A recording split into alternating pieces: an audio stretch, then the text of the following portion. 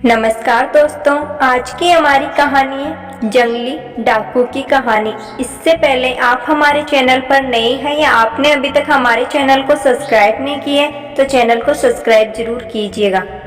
बहुत पुरानी बात है, एक बहुत ही घना जंगल था। उस जंगल में बहुत सारे डाकू रहते थे, लेकिन उनमें से एक डाकू बहुत ही खतरनाक था। उस डाकू का नाम उंगली माल था। पूरा जंगल उसी से डरता था। वह इंसानों की उंगलियों को काटकर माला बनाकर पहनता था, इसलिए उसका नाम उंगली माल रखा गया था।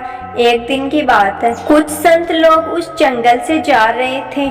उनको इस जंगल के बारे में ज्यादा पता नहीं था। जब वो लोग जंगल के बीच में पहुंचे गए तो उन्होंने उंगली माल को अपनी तरफ आता देखा लेकिन वो बिल्कुल भी नहीं डरे। यह देख उंगली माल बिल्कुल हैरान हो गया और बोला, तुम लोगों को मुझसे डरने लगता है? एक संत ने बहुत ही साधारण तरीके से बोला, नहीं, क्यों, हम लोग तुमसे क्यों डरें? उंगली माल हंसने लगा और बोला, मैं एक डाकू हूँ। तुम लोगों के पास जो भी है मुझको दे दो, नहीं तो मैं तुमको मार डालूंगा। उंगली माल की यह बात सुनकर एक संत ने बोला, तुम ये सब क्यों कर रहे हो? उंगली माल ने बोला, ये सब मैं अपने और अपने परिवार के लिए करता हूँ। उसकी यह बात सुनकर संत ने बोला, क्या तुम्हारा परिवार तुम्हारे इस पाप में हिस्सा लेगा? उंगली माल बोला, जरूर लेगा। संत ने बोला, यह बात तुमने कभी भी अपने परिवार वालों से पूछा?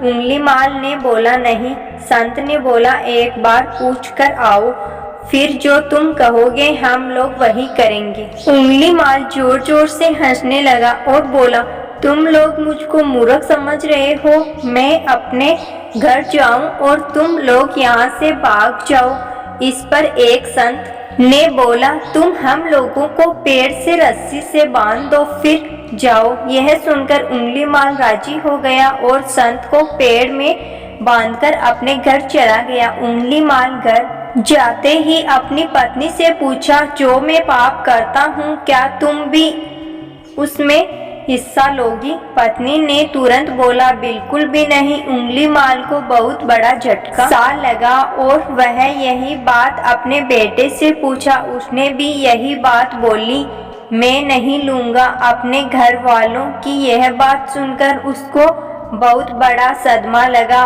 और वह संत लोग के चरणों में आकर गिर गया और रोने लगा। संत लोगों ने उस उंगली माल डाकू को बहुत समझाया और उसके बहुत आग्रह करने पर वो लोग उंगली माल को अपने साथ लेकर चले गए।